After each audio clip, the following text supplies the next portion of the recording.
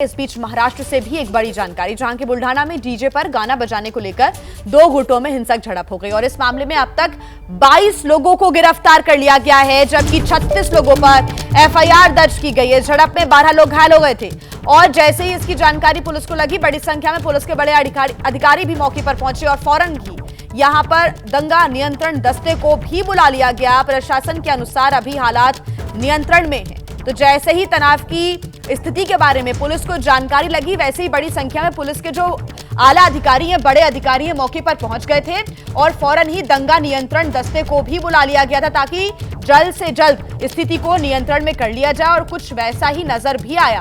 और अब देखिए 36 लोगों पर एफआईआर दर्ज हो गई, जबकि 22 लोगों को इस पूरे मामले में गिरफ्तार भी कर लिया गया है। 12 लोग इस पूरी झड़प में घायल हो गए थे। यहां पर भी जो स्थितियां हैं वो बहुत ज्यादा तनावपूर्ण देखने को मिल रही थी। अभी क्या हालात हैं, आइए जानकारी ले लेते हैं। हमारे साथ हमारी संवाददाता नम्रता दुबे जुड़ गई हैं।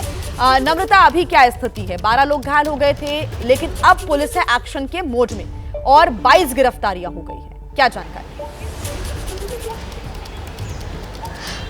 देखिए जी, अब बुल्ढाना के खाम गांव में होली की शाम को ये पूरी घटना हुई है। तकरीबन 4 से 5 बजे के शाम के करीब जब एक जुलूस निकल रहा था तो दो समुदाय के बीच में झड़प हुई है। डीजे का जो म्यूजिक है वो लाउड बजाने को लेकर विवाद पहले शुरू हुआ। 200 से 300 के करीब लोग थे, पत्थरबाजी शुरू की गई, फिर एक दूसरे के साथ हिंसा की गई, जिसके बाद तुरंत पुलिस जो है वो मौके पर यहाँ पर पहुंची। पुलिस ने एक्शन लेते हुए लाठीचार्ज भी किया और अब जो अपडेट है, ताज़ा अपडेट ये है कि 36 लोगों पर एफआईआर दर्ज की गई है, जिसमें से 22 लोग को गिरफ्तार किया गया है। बाकी लोगों की तलाश जो है सीसीटीवी और तमाम वीडियोस के आधार पर जारी है। इसके अलावा 7 लोग जो हैं अभी भी अस्पताल में एडमिट है, जिसमें से 4 की हालत गंभीर है, यानी कि उनकी वो लगातार डॉक्टर्स की निगरानी में, उनकी स्थिति बहुत ज़्यादा गंभीर है। सर पर पत्थर की वजह से चोट लगी है, तो जैसे ही अगर उनकी स्थिति नॉर्मल होती है तो पुलिस की तरफ से उनका भी बयान जो है वो दर्ज किया जाएगा। फिलहाल इलाके में 2 एसआरपीएफ की टीम, एक क्यूआरटी की टीम और महाराष्ट्र पुलिस की जो टीम है वो मौजूद है। तनावपूर्ण स्थिति अभी भी है, लेकिन पुलिस ने